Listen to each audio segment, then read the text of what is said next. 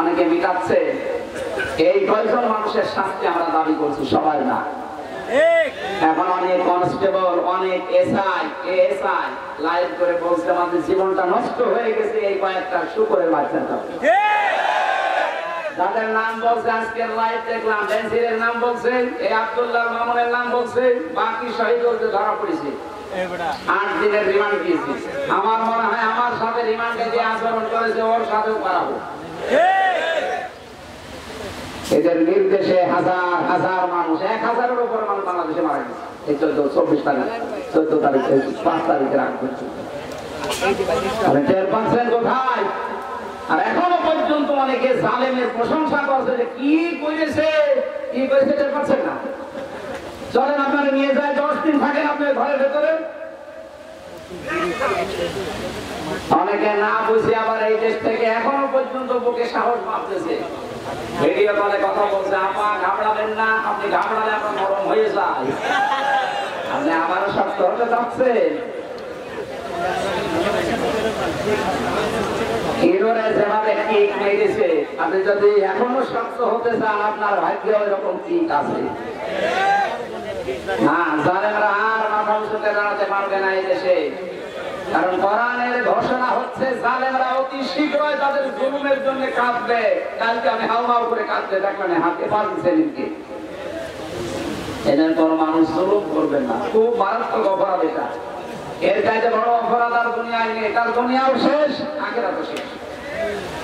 আল্লাহ আমাদেরকে যেন কোন জুলুম করা থেকে বাঁচান। সে পারিবারিক জীবনের জুলুম হোক, সামাজিক জীবনের জুলুম হোক, রাজনৈতিক জীবনের জুলুম হোক, সব জুলুম থেকে আল্লাহ আমাদের রক্ষা করেন, করেন আমিন। দরুদ আর সালাম পাঠের মাধ্যমে আজকের তেলাওয়াতকৃত আয়াত সূরা মারিজ কয়েকটা আয়াত পড়েছি। আমার আলোচনার বিষয় হচ্ছে মুক্তিপণ। আমার বাবাকে যেমন মুক্তিপণ নিতে চেয়েছিল 10 লাখ দেন, নয়তো 50টা মামলা দেব, এরকম মুক্তিপণ সামনে আসতেছে। কোরআনে কারীম জানাচ্ছে, ও বাংলার মানুষেরা কান খাড়া করে শোনো, ওয়ালা ইয়াসালু হামিমুন হামিমা ইউবাসসিরুনহুম ইয়াবাদুল মুজরিমু লাউ ইয়াফতাদি মিন আযাবি ইয়াউমিহিম বিবানি। এই কারা চলে যাচ্ছে, কারা গো? ওটার জন্য গেলে যান। বাকি ভালো লাগছে না এই মনে করে যদি কেউ কোরআনের আলোচনা চলে চলে যান, আপনি টাটকা নির্ভেজাল মুনাফিক। এই জন্য পোশাক পায়খানার জন্য যান, বাকি জন্য যাবেন। যাচ্ছে এখানে কষ্ট হচ্ছে, ভেজা জায়গা তো। আল্লাহ পাক বলেন, কোন শহীদের পরিচয় দিতে চাইবে না, যদিও তাদেরকে সম্মুখে হাজির করা হবে, বন্ধু পরিচয় দেবে না। এমনকি অনেক মানুষ আছে নিজের অপরাধ থাকতে মুক্তিপণ হিসাবে বাঁচার জন্য নিজের সন্তান পর্যন্ত আল্লাহর কাছে বলবে, আল্লাহ মুক্তিপণ হিসাবে দিয়ে দিলাম। বলেন নাউজুবিল্লাহ। আয়াতটা পড়ার পরে আমার ছোট মেয়েটা, এই যে ফারিহা জান্নাতের সাথে আমি মিলিয়েছিলাম, আল্লাহ বললেন সন্তান পর্যন্ত মানুষ দিতে চাইবে। অথচ আল্লাহ রাসূলের পরে এই পৃথিবীতে সবচাইতে বেশি মহব্বত ভালোবাসা আমার এই ফারিহার উপরে। এত ভালোবাসা জেলখানায় থাকার পর ওর বেশি বেড়ে গেছে, কারণ ওরা আমি 1 বছর রেখে গিয়েছিলাম, এখন 4 বছর বয়স ওর। এত ভালোবাসা জন্মিয়েছে, ওরে চোখের আড়াই করলে বারবার মোবাইলে আমি দেখে নেই। অথচ আল্লাহ বলছে ফারিহাকে হামজা কিয়ামতে আল্লাহর কাছে বলবে, আল্লাহ এইটাও দিয়ে দিলাম, আমাকে ছাড় দে।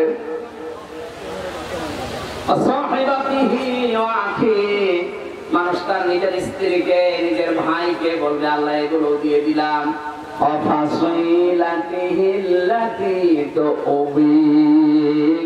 নিজের গাটি গোষ্ঠী, নিজের দলের লোক, রাজনৈতিক আশ্রয় যারা, সামাজিক আশ্রয় যারা, পারিবারিক আশ্রয় যারা তাকে দিত, এই গোষ্ঠীর লোক পর্যন্ত মানুষ বলবে, আল্লাহ সব দিয়ে দিলাম।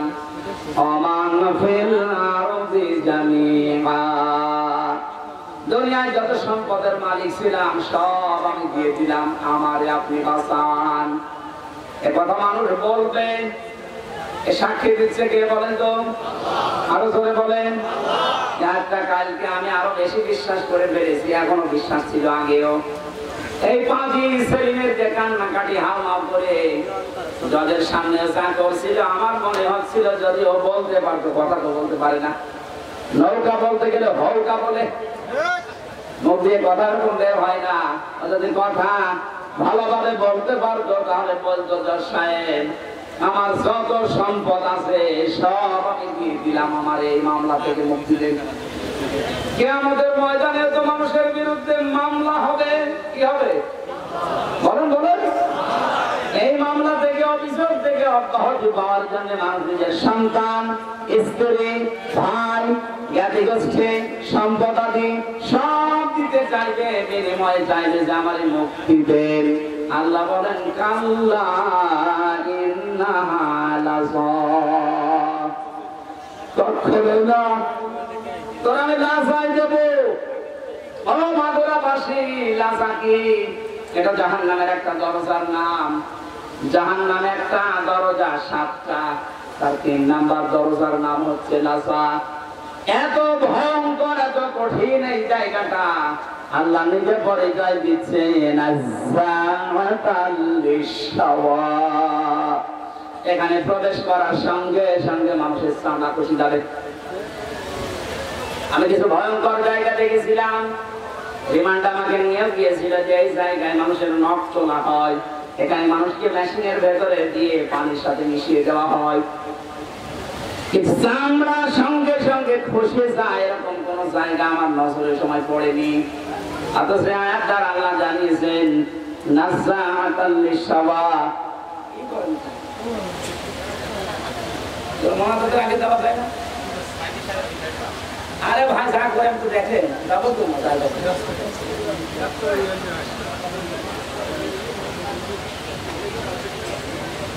নাযাআতাল লিশাওয়া দিয়েছেন আল্লাহ। এই ঘরটা এমন ভয়ঙ্কর ভাবে আল্লাহ বানিয়েছেন, প্রবেশ করার সঙ্গে সঙ্গে আপনার চামড়া গুলো আগে খসে পড়ে যাবে।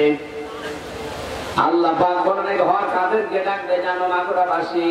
তাদউ মান আদবারা ওয়া তাওয়াল্লা। এই লাজা মানে জাহান্নামের দরজা দিয়ে আল্লাহ তাদেরকে প্রবেশ করাবে, আর দরজা তাদেরকে ডাকতে থাকবে যারা সত্যের আহ্বান শোনার পরে অহংকার করে ঘাড় ঘুরিয়ে এদবার করে চলে গেছে। আর বাংলাদেশে এই প্রকৃতির মানুষ বেশি।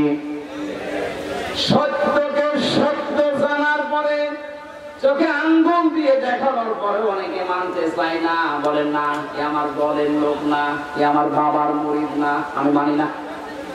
এরকম কথা দেশে আছে না নেই? দেশের মানুষের জন্য লাজা নামক যে জাহান্নামের দরজা, এখানে প্রবেশ করার সম্ভাবনায় বাংলাদেশে অনেক বেশি। যারা সত্যকে সত্য জানার পর অহংকার করে ঘাড় ঘুরিয়ে নেন, যারা একবার করেন যারা সম্পদ আদি জমা করে রাখে আর এগুলো সংরক্ষণ করা যায় কোন কায়দায়, সেই চিন্তা ভাবনায় মেতে থাকে। তাকান বাংলাদেশের দিকে, টাকা রাখার জায়গা হয়নি, বানিয়েছে বেগমপাড়া। ও মনে করেছিল এটা আমার সংরক্ষিত থাকবে, জমা করার পদ্ধতি দেখেছেন। একটা প্রকল্প চালু করেছে, 10 কোটি টাকা, 2 কোটি খরচ করে 8 কোটি খায়। একবারে তো হয় না, 4-5 বার করে ওইটা করে। যেখানে 10 কোটি টাকা হলে হয়ে যাওয়ার কথা, সেখানে 35 কোটি টাকা লাগায়। এভাবে টাকা পয়সা এমন ভাবে ওরা জমা করে, জায়গা পায় না, যখন বাইরের দেশে রাখে সুইস ব্যাংকে রেখে আসে। এই চরিত্র যাদের ছিল, এই মানুষগুলোকে লাজা ডাকবে। কি হয়েছে আপনার সম্পদ দিয়ে? কি হয়েছে আপনার সম্মান দিয়ে? এখন যে অপমান আল্লাহ আপনাকে করেছে, আপনার সম্পদ কাজে আসছে না, আর সম্পদ গুলো বিপদের কারণ হয়ে দাঁড়িয়েছে। এখান থেকে আমাদের শিক্ষা নেওয়া দরকার, সামনে যারা এই পৃথিবীতে আসবে তারা যেন ওই রকম চরিত্রের না হয়। কথা বলেন ঠিক কিনা? কিন্তু যে মানুষগুলো দিনের জন্য জমা করেছিল, একদিকে দুনিয়া জমা করা, আর একদিকে ইসলাম জমা করা, যে মানুষগুলো দিন জমা করেছিল, এই দেশে দিন প্রসারে দিন কায়েমের ভূমিকা রেখেছিল, তারাও তো জমা করেছিল। আল্লামা সাইদির নাম বলছে, আমি নিজে দেখেছিলাম তাকে 10টা দিন, আমি 10 মিনিট ছিলাম ওনার সাথে। মানুষটার যে আমল আখলাক আর যে হাসি, ওনাকে অনেকে বলছে মরে গেছেন, আমার শহীদ হয়েছে, কারণ ওনাকে মেরে ফেলা হয়েছে। ওনার মুখের ওই হাসি প্রমাণ করে যে ওনার মেরে ফেলা হয়েছে। এর পেছনে আন্তর্জাতিক কিছু ষড়যন্ত্র আছে। যারা মেরেছেন যদি সত্যতা প্রমাণ করতে চান, ওই ডাক্তার মোস্তফা জামানকে নিয়ে আসেন। ওরা ডিম দেওয়া লাগবে না, শুধু ডিম দেখাবেন, সব বলে ফেলবেন।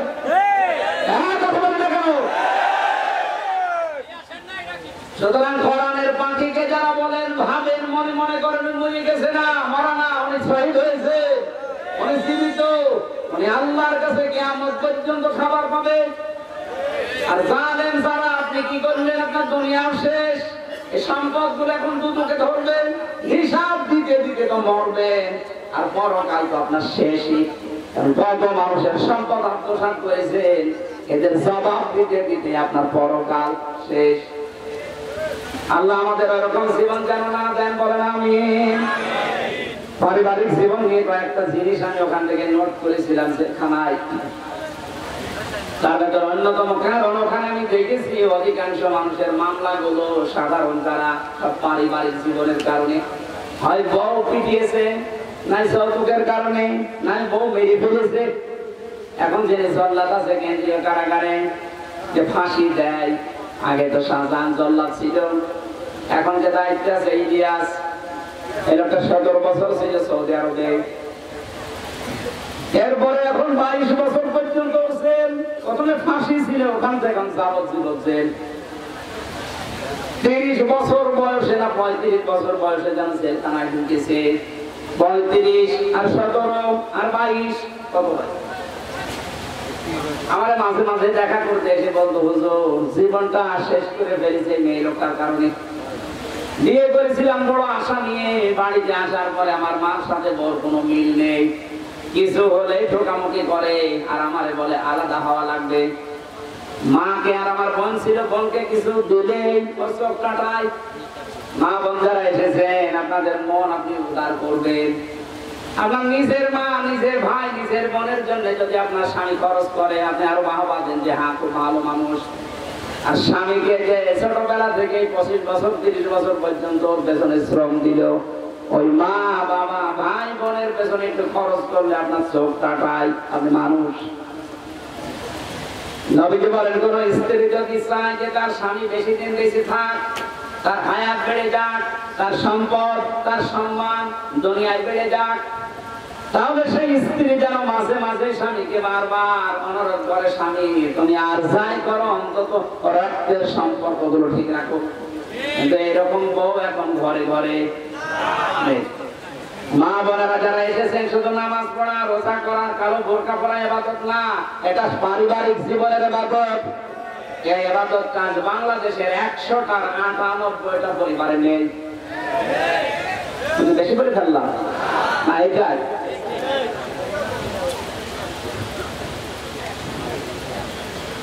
রাঙ্গামাটি গিয়েছিলাম 18 সালে, লংগদু থানায়।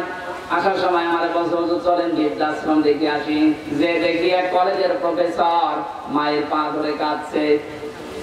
ডাক দিয়ে বললাম, স্যার কি হয়েছে? আমাকে পরিচয় করিয়ে দিলেন যে এক কলেজের স্যার। মা পাকে ডাক দিচ্ছে, সন্তান আমি যখন মারা যাব তখন আমার মাথার উপরে ফ্যানটা তুই পাল্টিয়ে নতুন ফ্যান লাগিয়ে দিবি। ছেলেটা বলতে করছে, মা তুমি তো মরিয়ে যাবা, তখন আবার ফ্যান কি হবে? মা বলে, বাবারে 3 মাস আমি এখানে আছি, এই ফ্যানটা ঘোরে না। আমি কর্তৃপক্ষকে বলেছিলাম, যেহেতু তুই টাকা পয়সা দিস না, জন্য ওরা ফ্যানও লাগিয়ে দেয় না। আমার সাথে তুই যা করলি, আমার তো মনটাই গিয়ে বলছে তোর সন্তান কিছুদিন পরে তোর এখানে রেখে যাবে। তোর তো ফ্যান ছাড়া ঘুম হয় না, তুই তো গরম সহ্যই করতে পারিস না। তোর আগে থেকে সাবধান করলাম, আমি মারা যাওয়ার পরে তুই ফ্যানটা লাগাবি, না তো তুই কষ্ট পাবি। এই অবস্থায় দেখলাম ওর মা মরে গেল। হাও মা করে কেটে বলছে, হুজুরের দোষ আমারে দেবেন না, একাই দোষ আমার বোর। আমার দুইটা বাচ্চা আছে, সব সময় আমার পেছনে লেগে থাকে আমার স্ত্রী, যে এই বুড়িকে যদি বাড়ি রাখো তোমার ভাত আমি খাবো না। বাধ্য হয়ে আমি তালাক দিতে পারি না আমার সন্তানের দিকে তাকিয়ে। শেষ পর্যন্ত মাকে আমি রেখে এসেছিলাম বৃদ্ধাশ্রমে। ছোটবেলায় আমার বাবা মারা গেছে, বহু কষ্ট স্বীকার করে আমাকে কলেজের প্রফেসর বানিয়েছিল আমার এই মা। কিন্তু স্ত্রীর ছোট মনের কারণে আমি আজকে তারও বাড়িতে রাখতে পারি নাই। আজকে আদরে অনাদরে সেবা না পেয়ে শেষ পর্যন্ত মাটা আমার মারাই গেল। দুনিয়াতে নাম ধরে ডাকার মতো আমার আর কেউ নেই। মাগুরাবাসী মা বোন যারা এসেছেন, আপনাদের জন্য পারিবারিক জীবনের একটা কথাই বলছি। শুধুমাত্র ওই কলেজের প্রফেসর রাঙ্গামাটির উনি না, এখানে হাজারো মানুষ আমরা ঠিক ওই অবস্থায় পরিবারে আছি। মনটা একটু উদার করেন না কেন? একটু মনটা ছাড়বেন। কেউ তো থাকবেন না। 100 বছর পরে আমরা এখানে কেউ থাকবো না। নতুন মানুষ এই জায়গা চাষ করবে। কথা বলেন না কেন? আমরা যেন ধরা না খায়া ফেরাতে ওইরকম জীবন ওইরকম তৈরি করা দরকার আমাদের সবার। এই জন্য পারিবারিক জীবনে ওনার যা দেখলাম এই আছে, ওই লোকটার জীবন তো শেষ হয়ে গেল একটা মেয়ে লোকের কারণে। ওদের শেষ পর্যন্ত ঘানোর দেখে একদিন একটা থাপ্পড় দিয়েছিলাম, ও ছাপা গেছে বুঝি। এই কারণে আমার এখন যাবজ্জীবনদের বলেন তো, যে লোকটা 35 বছরের ছেলে ঢুকেছে, 17 বছর সৌদি আরবে কাটিয়েছে, 22 বছর জেল খাটবে, ও বের হয়ে আর কি করবে? খুব বড় একটা না, সামান্য একটা পারিবারিক বিষয়ে। এখানে আমি নোট করেছিলাম যে বসে বসে যে পারিবারিক জীবনের দাম্পত্য কলহ এবং এর সমাধান কি করা যায়। যেহেতু এটা নিয়ে 100 জনের প্রায় 70 জন জেল খাটে। আমি লিখে এখন বাইরে এসে বই করেছি, ওটা আপনার মেয়েকে বিয়ে দিয়ে আগে পড়াবেন, বউকে পড়ান, ফুফুকে, নিজের মাকে, বোনকে, এদেরকে পড়াবেন। আমার মনে হয় পরিবারে আল্লাহ শান্তি ফিরিয়ে দেওয়ার কাজ ওখানে লিখে দিয়েছি। কোন জায়গায় আছে আমি জানি না। আমার গাড়ি আছে, সাদা গাড়ি, ড্রাইভারের কাছ থেকে নিয়ে যাবেন। অন্তত মেয়েকে আগে পড়ান আর বউকে। আল্লাহ আমাদের তাওফিক দিন। আমাদের দিনের বেলা একটা অনুষ্ঠান ছিল, আর কালকেও ডবল অনুষ্ঠান আছে।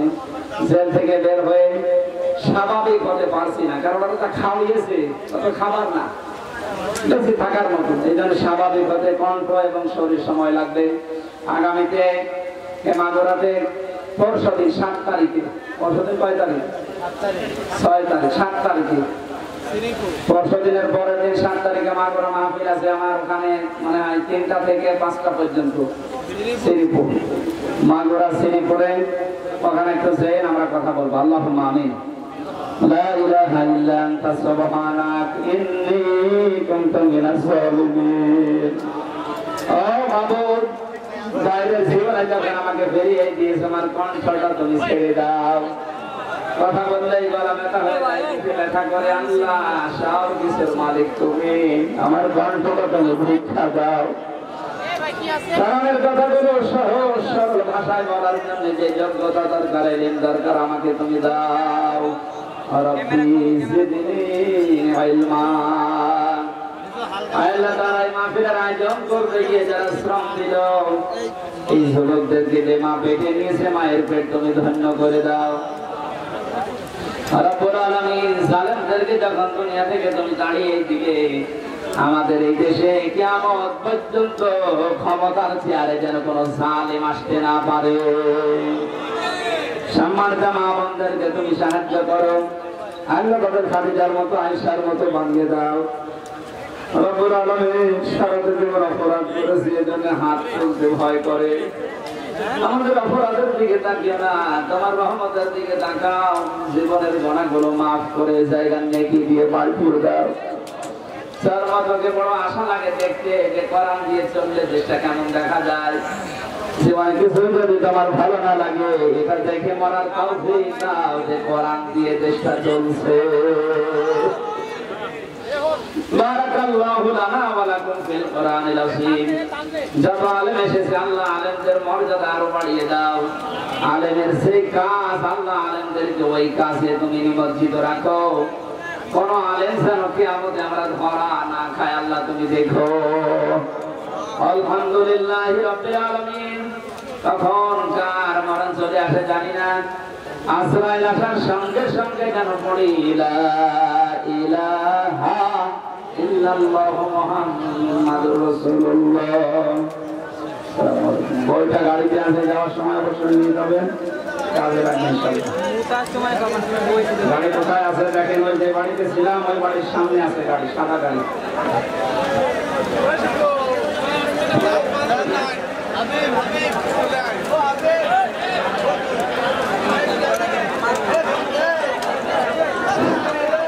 মহিলারা যেন কেউ এখন রাস্তা না বেরোয়, মহিলারা নিজ নিজ জায়গায় থাকেন, পুরুষদেরকে বাইরে হওয়ার সুযোগ করে দেন। আর আগামী নভেম্বরের 25 তারিখে জামিয়া মহিলা মাদ্রাসায় বিশাল বড় মাহফিল আছে। 1.5 বড় ওলামা একরকম আসবেন, মৌলানা নাসিরউদ্দিন সামুদ্র থাকবেন, আপনারা সেখানে আগমন করবেন। হুজুরকে নামতে দেন, মেহরবানি করে সবাই হুজুরকে নামতে দেন। হুজুরকে নামার সুযোগ দেন, হুজুরকে নামার সুযোগ দেন। সকলে পথ করবেন, পথ ক্লিয়ার করেন, পথ ক্লিয়ার করেন, পথ ক্লিয়ার করেন, পথ ক্লিয়ার করেন, পথ ক্লিয়ার করেন, সবাই পথ ক্লিয়ার করেন। সুস্থ অবস্থা হুজুরকে নামতে দেন, সুস্থ অবস্থা হুজুরকে নামতে দেন।